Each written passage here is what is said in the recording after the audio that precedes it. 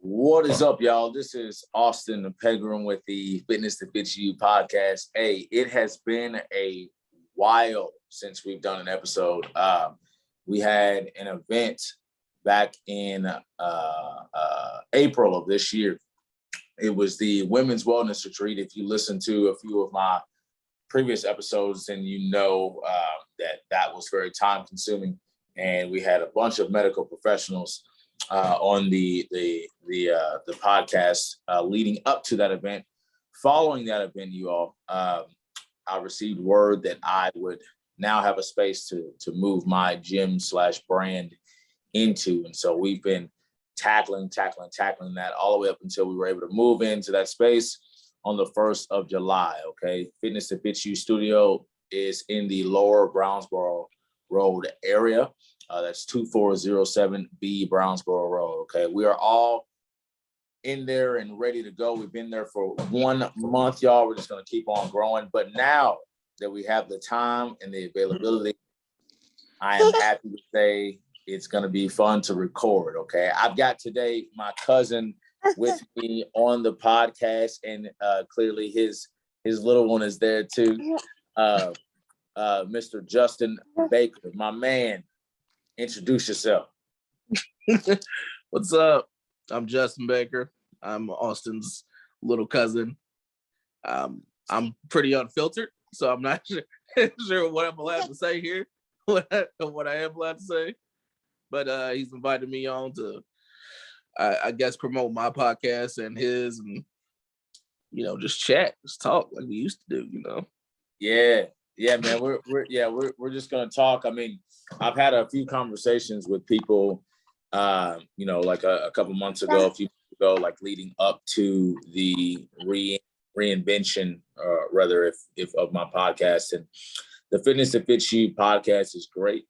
Obviously, with me being a fitness instructor, trainer, coach, or what have you, like, I'm going to be talking about fitness, but man, how relative and exciting it would be to just like have regular conversation with people, so that people know that, oh, there's a human behind, all of the fitness and the muscles and all that shit, right? So feel free to, man, just speak your mind. Don't worry about your filters. We're just gonna be talking today.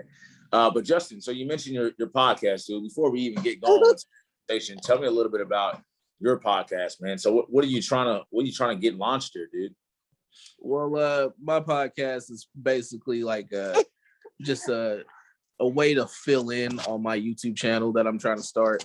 I like to plan things ahead, like way ahead. So before I even got the equipment, I already had a plan for my YouTube channel, and people need to see, consistency.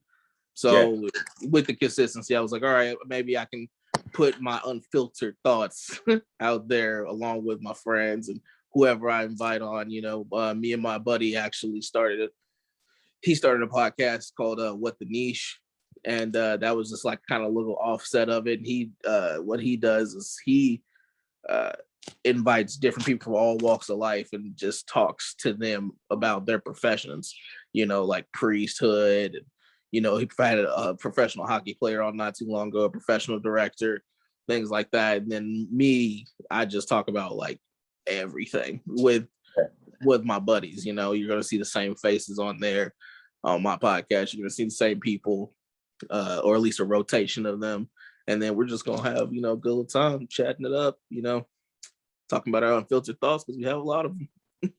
I love it, man. So tell me, honestly, I feel like pretty much anyone can like kind of start a podcast. Like if you have a platform and you have, an audience, you have something to talk about that you think people will want to hear, like, it's pretty easy for you to get that going.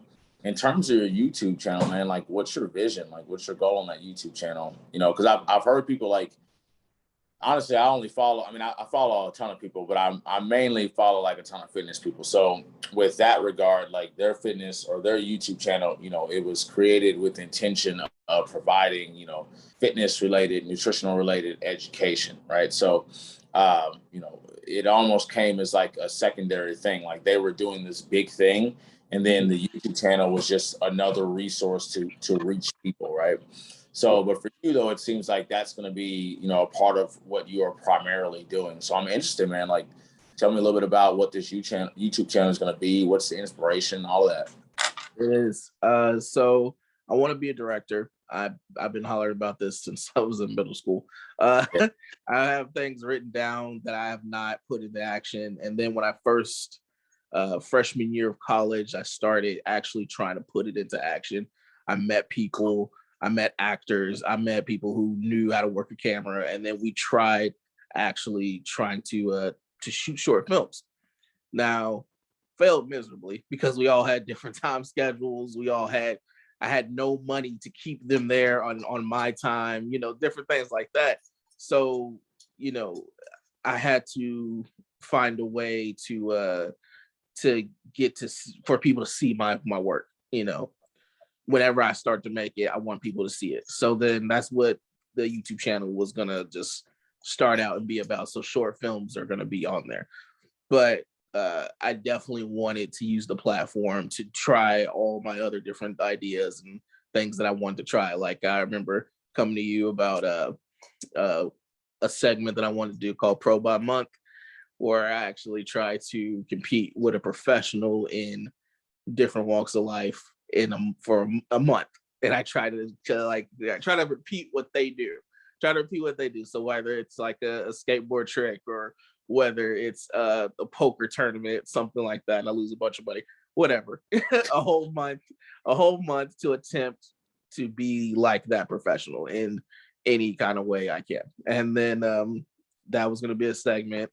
Podcast is another. And then I wanted to show my fitness journey as well, because I noticed that usually they, when you look at a fitness professional's YouTube channel, they're already all muscular and sexy and cut, and I'm chunky. So why you call them sexy, man? Because they sexy. I don't know. Hey, it is what it is. They look good. But then, I've never seen them actually start from the bottom and work their way up and then show every single step, show them struggling to get in that 1 mile lap, still show them struggling to throw away the bad foods and, stuff like I don't see that often. So I definitely wanted to show that step by step as well, just my whole journey. Yeah, man. I think that'll it's interesting you said that too, because that kind of goes one in hand, like with entrepreneurship. So just that walks of life that you were referring to. I first of all, I think that's going to be a great idea. I'm hoping you choose to come and follow me around for a month first.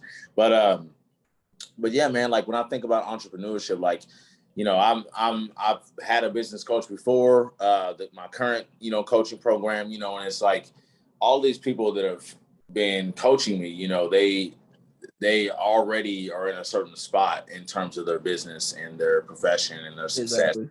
That nature, right? And so you may be there too. Like personally, I've found that I'm in a pretty good place financially, but it never seems that way because of all of these missing steps here and there.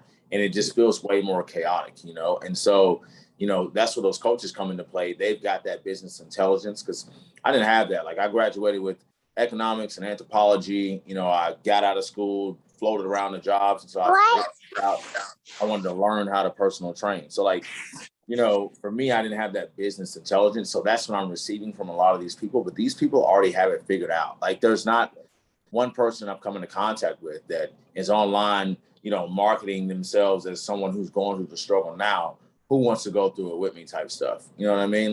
That's just not there. So, I think it, like you said, it'd be awesome, to find that, if you could find that transformation, actually, watch it happening, bro. And you kind of be one of the first people doing that. That'd be dope.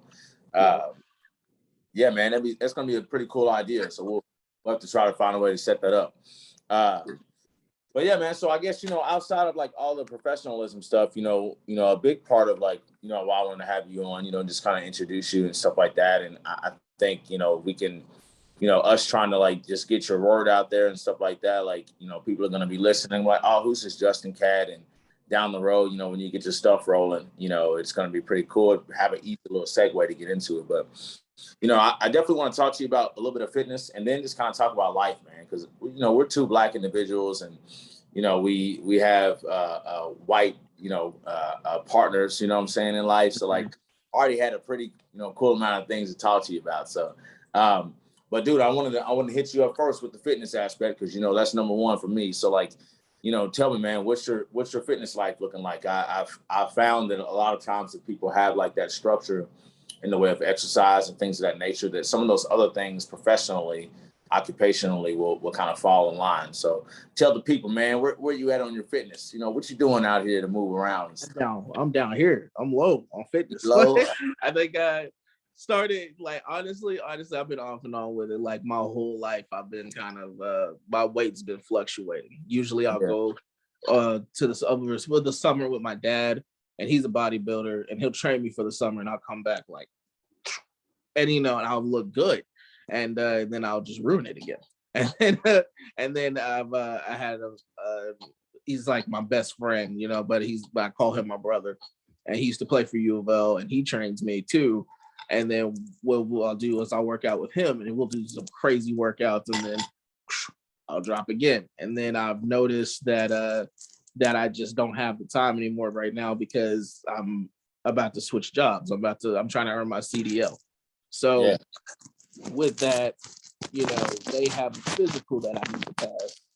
And that's going to be at the end of the 6-week course.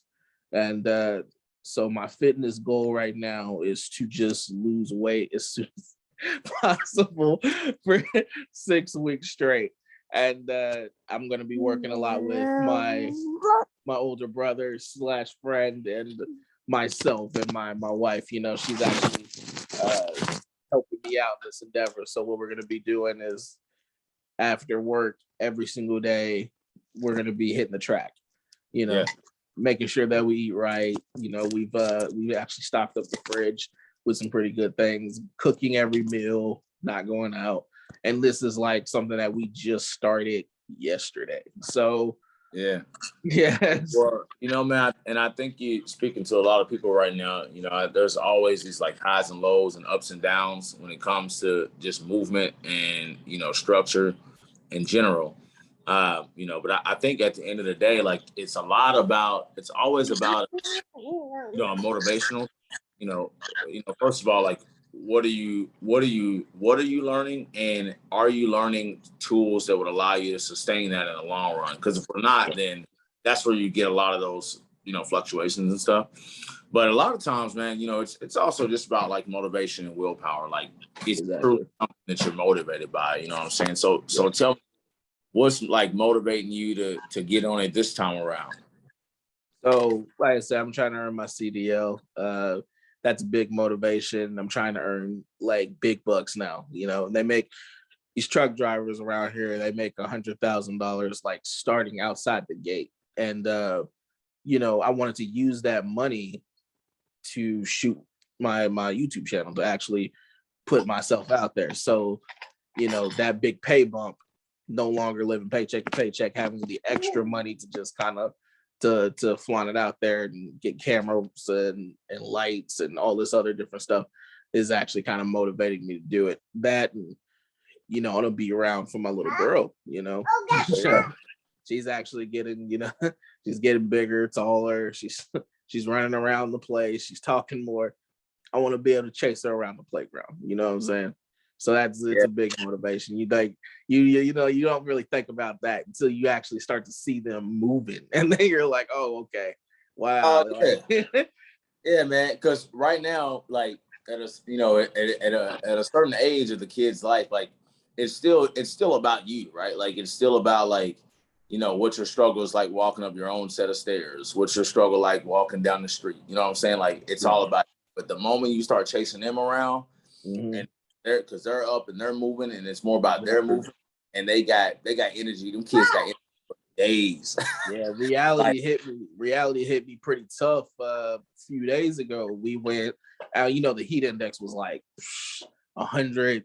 I don't know what, but we went to the zoo not too long ago because they had the little dinosaurs out there, and then the animatronics out there doing this thing. So set her loose, and me chasing her, and I was like, almost about died. And I was like, oh my god, like why do I have to sit down and rest after chasing her for like what, all of 30 seconds? I mean, it was up a hill or whatever, but still, like, and the heat was like really tough. But I was thinking to myself, like, yo, this wouldn't matter as much if I had my weight together. Like, Yeah, man. Maybe it would be a little challenging, but not like this. Not like where I have to sit down in the bed now and be like, and all. No. So right, it's like, I mean, you gotta think you going up that hill, and it's hot outside, and like it's different. You just like it's different if you're $120 and you're not carrying much. But when you a little bit more than that, you carrying that with you, and you on an incline, you chasing around a kid that can run for days, and it's hot hill outside, like it'll put you back to reality, like right there. Yeah, for sure. But that's cool though, man. I think that's something that a lot of people, it's like a wake up call for people. Like I had one time I had a client, and it was just like I was just kind of like going on. I had just learned some new equipment, or not equipment, but new material, understanding of things, how to put things in perspective for certain clients and stuff like that. So I took a week where, I told clients, we're going to do a carry, we're going to do a carry of our own body weight. So I literally just put that individual, those individuals' body weights on the, like a trap bar or hexagon bar, a lot of people call it. And what I did was it's kind of like just like a little challenge. We just having a little bit of fun, but also wanted to provide them with a little bit of feedback of where they are in life, And, one person was up to about 370, right? So obviously I put 370 on that trap bar, and they went to go and lift it up and could not budge it. And, we had, she didn't break down, but she definitely had a moment where it was like, oh man, this is me right now. This is how much I am carrying around, and that on top of not being strong enough to actually move this weight also, right? Not being strong enough, like internally and physically to move your own body weight every day. You are just like stress, right? Like just accumulated stress, add on, like every single day you're doing that. You know what I mean? So like that was like a motivator for her. That woke her up. And it was like, oh shit, like, okay, I need to get my shit in order. And ever since then, and like she's just been like on and on and on. Like, so I think she's about 15 to 20 pounds away from her goal. So like, just little things like that, kind of like what you said, like that little motivator, that little one instance there, like can really, kind of change your life around. It's pretty dope. Yeah. You hate to experience little shit like that, like those small like moments don't seem like a deal, but actually are like stuff, but it's also like pretty big turning point in your life, Well, dope, man. So what's making you want to be a CDL, by the way? You didn't, or get your CDL. You've been telling me this for a while, but like, why that profession? What's going on with that? Well, it's the money. There's a crazy amount of money in having your CDL. Like I said in the beginning, there's truckers leaving. Huh? I said, are you chasing that paper just for the paper, or are you chasing the paper so that you can do more things with your people? Like I said, do more things, but the thing is, you can't do more things. Like I've been working in warehouses all my life, right? And I've never made the amount of money you can make with a CDL. Like I've made up to $40,000 a year at my peak working at this company that I used to work for, this warehouse, and I was working 7 days a week. And with my CDL, I can take weekends off and still make $100,000 a year.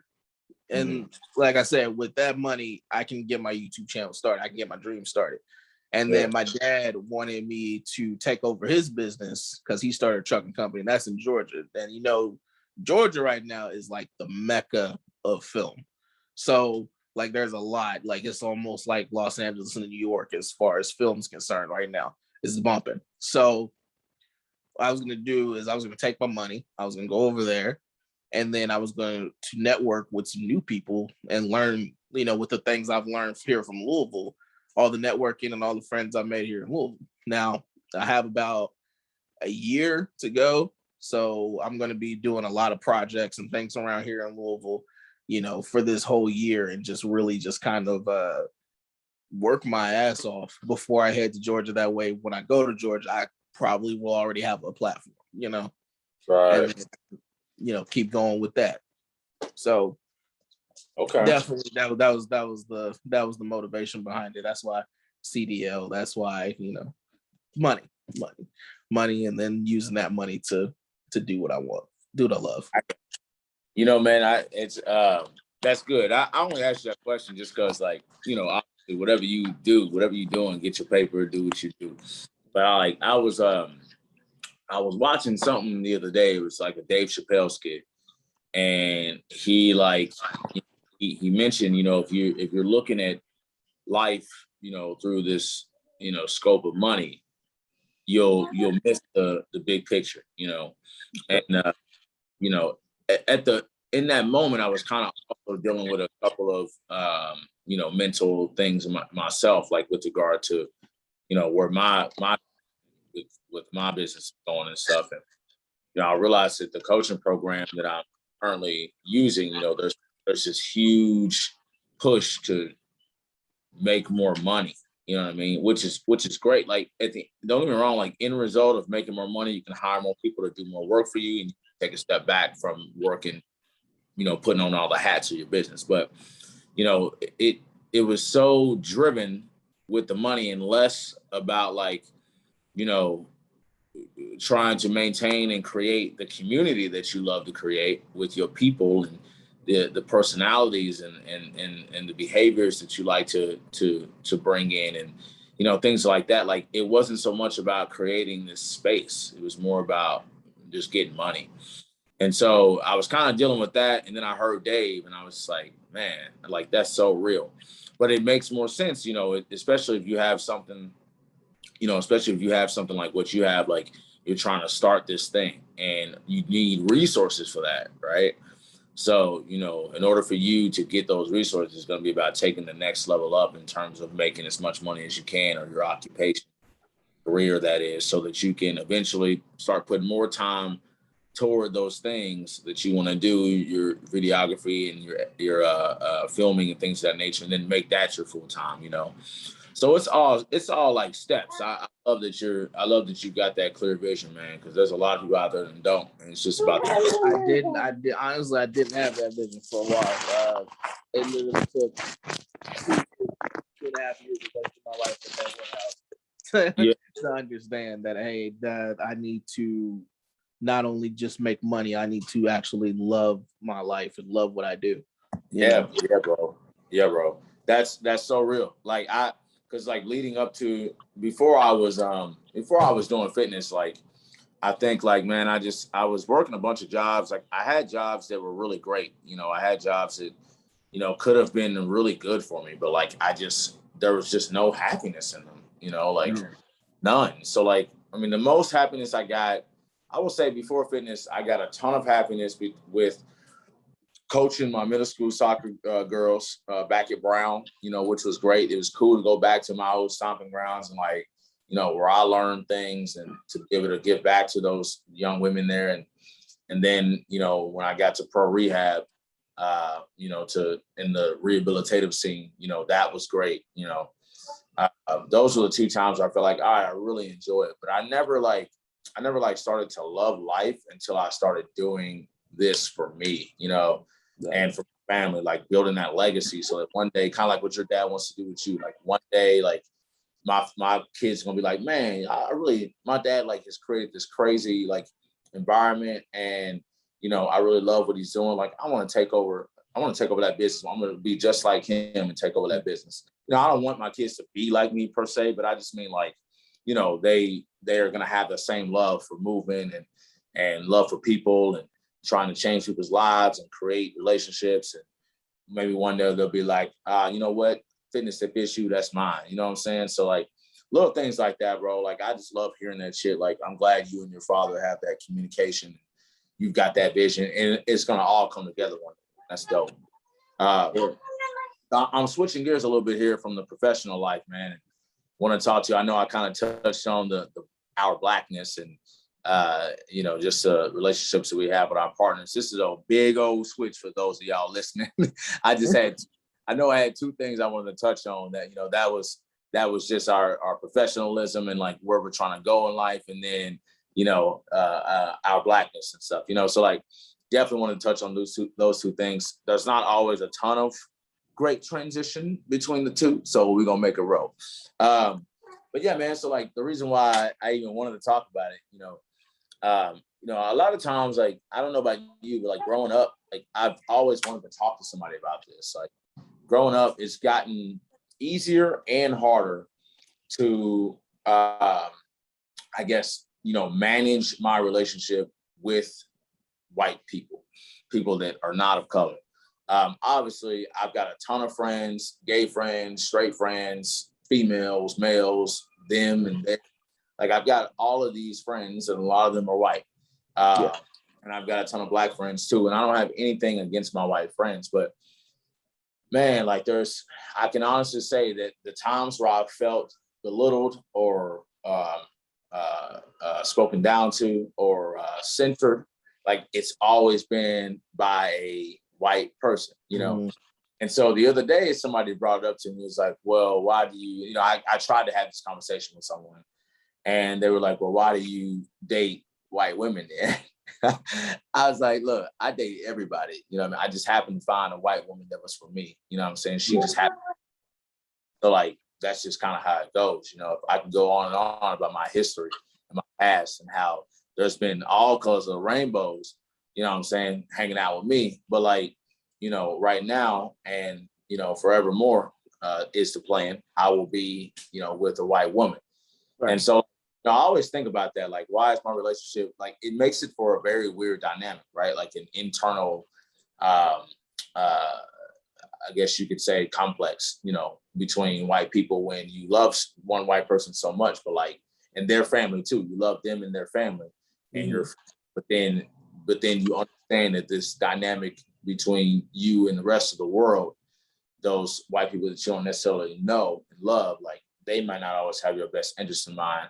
And it gets a little dicey, man. So like, I ultimately just kind of wanted to, I think my little rant kind of explains where my head is. I kind of wanted to get with you and kind of see what another, black male's perspective is on the matter. And, I'm sure you've heard it plenty of times before. You only like white women. You ain't black. Give me your black card and all that other bullshit. So like,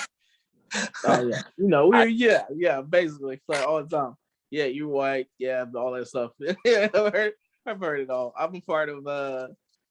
I'm actually in a bunch of Facebook groups that is like dedicated to keeping like a black space black, right? And we get a lot of those conversations in there. We get a lot of conversations. I get a lot of conversations like that among, friends and people I run into randomly, and we talk and we chop it up. And my white friends and my black friends, we all have conversations like that. It comes up. I remember we were talking about in one of my black spaces in Facebook. We were talking about I forgot the cat's name. Omar, Dr. Omar or Dr. Umar. I don't know if you ever heard of him, but not that I know of. All right. Well, he talks about Malcolm X and his ideal as put it into practice, like actual, hey, only black people for black people, create our own black nation type stuff. And then, we got into a big argument in the group because, a lot of us have white wives and white friends or whatever, and we don't really like, hearing this type of crap. And you post it, and then they were talking about, he was talking about, my child being tainted because I have a white fiance and I procreated with her, and now I have a mixed daughter. So she's talking like she's tainted, like so, like she's like there's some kind of rash on her or something like that. And I'm like, my daughter's beautiful. Like, who the hell are you to call my daughter tainted? Because I didn't mate with someone of my own skin color. I don't look at people with my skin color and think, oh yeah, that's only for me because they're black and I'm black, so they're the only people that can get me in life. that's not the case. And we all have these conversations that end up having the same conversation over and over and over again when we talk about relationships and mixed couples, is that they think that Black women are the only people that can understand a Black man. And on some level, that's true. On some level, because there's there's certain things that'll happen in life, like I'll be going past a cop and I get a little I get a little or like the situation that was happening last summer where I was just up in arms as everybody else was because I felt personally attacked by the police. And my fiance, I had to explain to her why I felt that way. She didn't get it right off the bat. She understood. She thought, okay, yeah, this situation's effed up. But she was like, why do you feel personally attacked? Why are you this angry? Why are you this up in arms to go get tear gassed? But and I get that's the situations where only a Black woman will understand a Black man, but there's so many other situations in life that happens. There's so much other things. There's economic struggles, there's trust, there's love, there's trusting you in my secrets, and anybody could do that. You don't just need to be Black to make that happen. Yeah. So well, and man, it's funny. It's interesting you said that. I don't. It's interesting you said that you kind of had to explain it to her. I don't think. I think a lot of people, they're not, evil in any sense. Like it's not like they don't they don't want to understand or they don't want to know. They just don't. So like, in that situation, it's like, how could you understand like with these things kind of coming to the surface? Like I'm now recalling all of my experiences in the police officers, with the judicial system, with my school system. Like I'm recalling all that, and in hindsight, I'm like, oh shit, like yeah, like this is real. You know what I mean? Like, and it all hits you in that moment.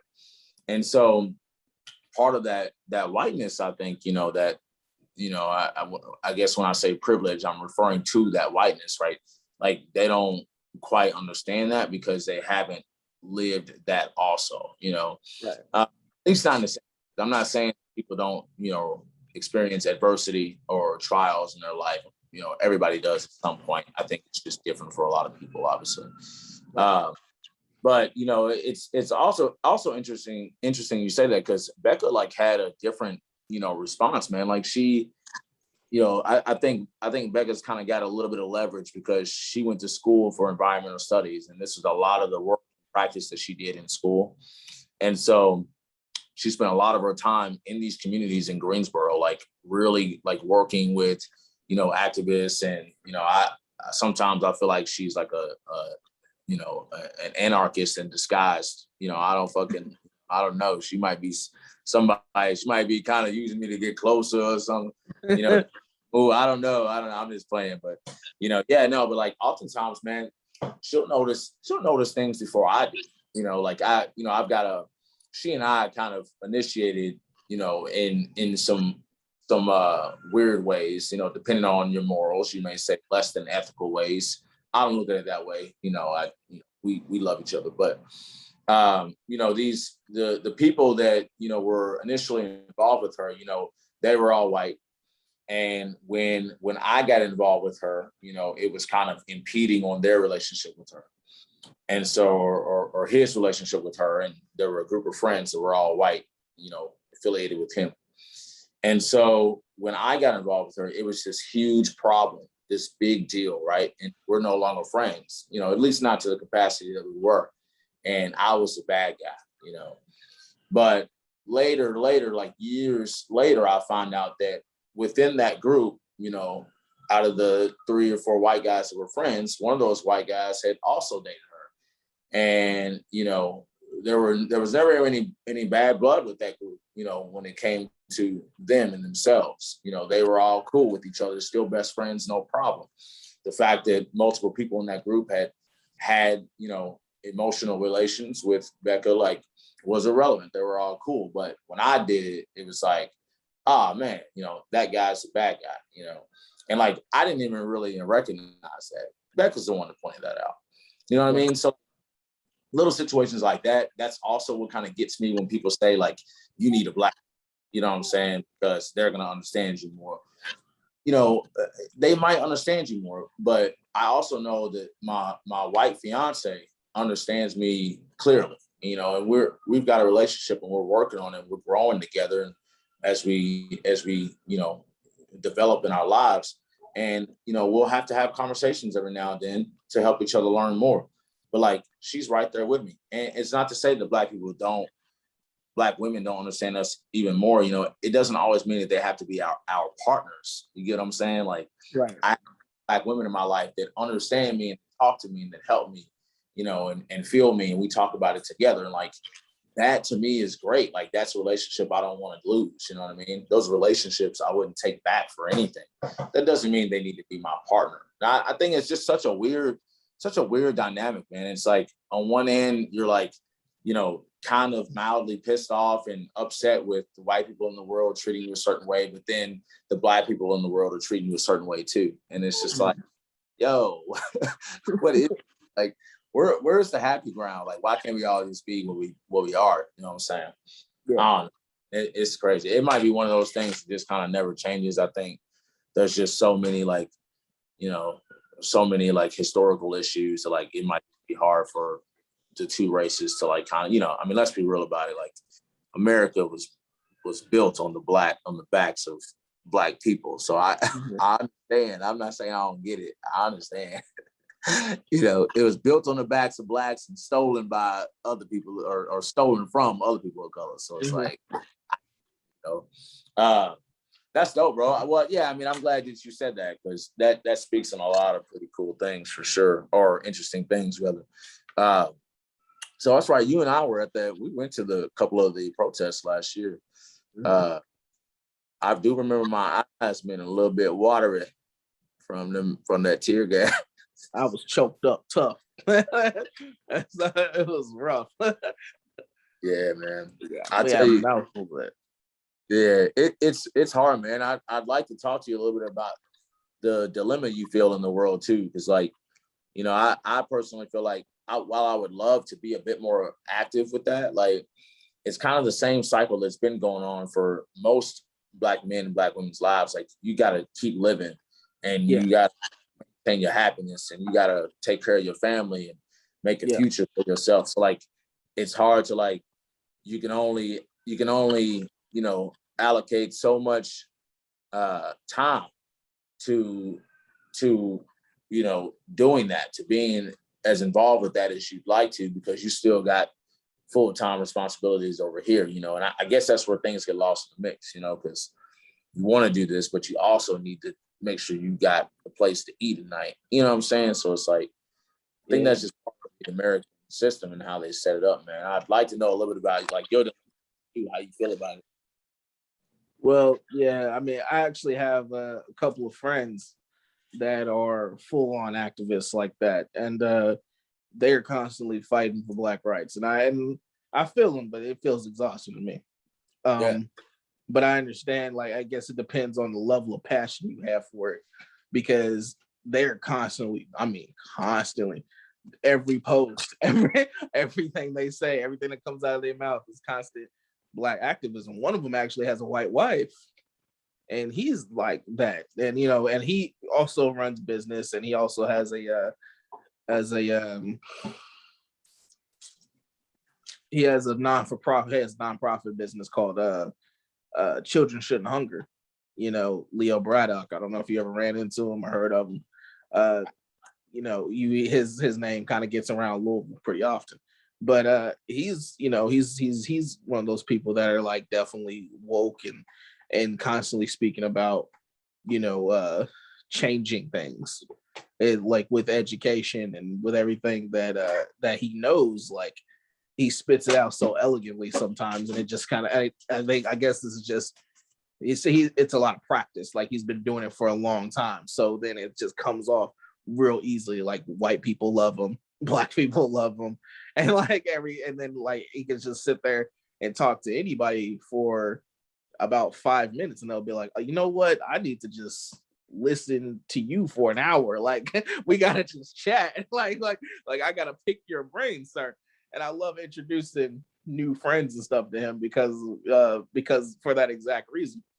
And he was actually my mentor when I was first starting school, and when I was trying to become, a better, more work version of myself. I was actually realized I was okay. I like this. I'm enjoying this, but I also want to be my own person, and I don't want to constantly have to have an agenda in what I'm saying. It's not like he does, but it feels like that sometimes when you're constantly going through it, because the nation is constantly going through it. Like, there's no rest from it. There's always gonna be disparities. There's always gonna be racism, and you're gonna see it all the time everywhere. So then there's no rest.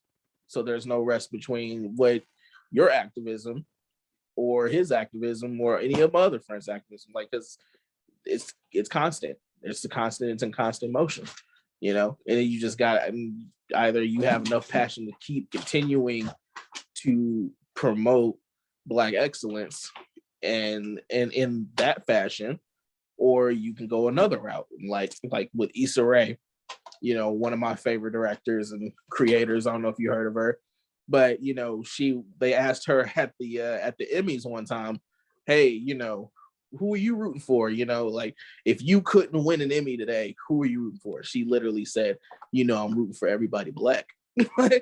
like straight up. And then Wale put it in the song, and he was like, I absolutely love that shit. Like, I'm rooting for everybody Black. Like, and I get that, and she's not like huge activist in the streets constantly. She's creating TV shows and TV series that speak about Black love and Black excellence, and she's promoting it that way. She's not constantly, in protest all the time, but she's still promoting it.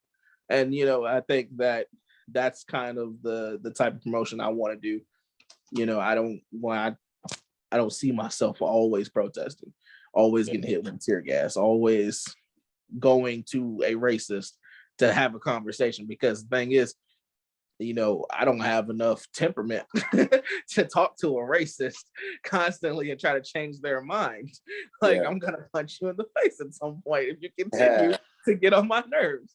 Like, you got to protect your emotion, man. Your mental. And it's funny. That's awesome that you said that. That's kind of like another. Just like being able to speak that and feel that without like it like overcoming you. You know what I'm saying? Like absolutely. And it's so funny that you said that, because I was just having this same conversation the other day with someone about religion, and she actually kind of like brought it up to me in a way that I hadn't really ever thought about. And it's like, we have, and I'm kind of using, there's a simile here with activism and kind of fighting for your Blackness, but like, in the way of like, when it comes to the church and when it comes to religion, like they're preaching like one way, you know what I'm saying? Like that specific location, that church, like they're preaching their way to do it.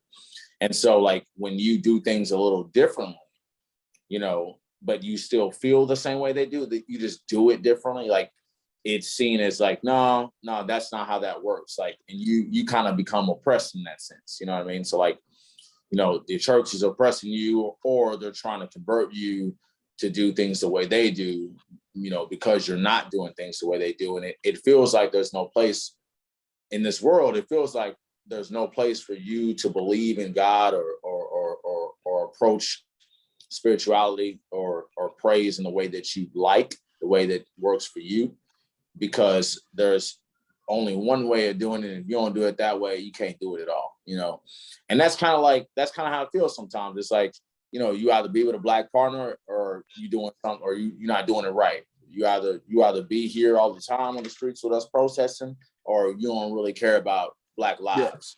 Saying like there's always just that. And it just, kind of like you said, if there was just a way to find a way that we can protect our happiness and still give that energy, and like that be a middle ground, and like it not, be an object or an issue for anybody else, because it's really all about you and how you feel. Like there was just a way to like kind of make that a priority with people. I feel like, you know, it would help a lot of things in the world, right? Like we just wouldn't have so many differences anymore, because everybody's just going to do what they want to do. And as long as we take each other into consideration, then it should be all good. But like you said, that ain't how it is, bro. Never. Everybody's gonna have Yeah. an opinion about everything. Yeah. Somebody's gonna look at you if you sitting there pissing next to the urinal, and they're gonna be like, "No, you're doing that wrong." You doing It's gonna fucking happen. Like everybody's gonna have an opinion about everything you do. Yeah, bro. I never forget. It was a long time ago, man. This is kind of like a little funny side note, man. I was at Holiday World and I had some shorts on. You know, at the time I like to be real, you know, sexy about it. I had my swim shorts on. I pulled them all the way down just a little bit so you could see my V cut, and you know, my butt crack was showing a little bit. Little boy walked up to me and was like, "Your butt crack is showing." I was like, "Bro, get out of here. My butt crack, leave it alone. It's gonna do what it wants to do." Bro, I mean, that's a silly example, but like you said, like even little kids these days, they don't have any let up, bro. I kind of made that more into a joke. It's a very serious thing, y'all. Very serious thing. Well, cool, bro. Hey, look, so I want to keep talking to you. I think, you know, especially since I've kind of opened the door here on that religion conversation. I'd love to have that conversation with you someday, because, you know, you've got a mind, my guy. But my 1-year-old is upstairs crying, so I'm gonna go take care of that. I'm gonna go take care. She get up from her nap. She ain't trying to be up there. She want to come down here. She got that serious FOMO. So I'm gonna go take care of her. Justin, it was great to have you on, man. This was really cool, y'all. This was like the first podcast where I felt like, you know, I was just having a conversation with an individual and not so much like a bullet point, you know, educational, you know, podcast or something of that nature. You know, it's good for y'all to kind of see that, you know, yes, we're very serious about what it is that we're doing, but, you know, we're people too, all right? So here's that conversation to hopefully relate to you all a little bit more, okay? Justin, thanks again for being on the show, bro. Hey, we're going to be looking out for your stuff popping up. So let's keep it rolling, okay? But yeah, my guy, we'll be in touch. We're going to get this next podcast episode rolling here soon, all right? For sure. You the man, sir. Hey, if any of y'all obviously, you know, you're looking for a fitness program, make sure that you come on down to the Fitness That Fits You studio, y'all, 2407 Brownsboro Road, 2407 Brownsboro Road. That is 40206, the zip code, okay? If you're looking for nutritional coaching, strength coaching, all of the above, we've got massage, we've got food. Prepping with Peppers is our affiliated meal prep company. And we've got supplements as well, y'all, okay? The whole shebang, and we're just going to keep adding as many services and incentives and resources for you all, okay? All right, you all, good to know you. You can follow us, IG, austinftfy. What's your IG, man? Justin Becker, 603. There it is. Or go to Facebook, Fitness That Fits You, the Fitness That Fits You business page, okay? I'll see you there. Thank y'all very much for listening. Have a great rest of your day.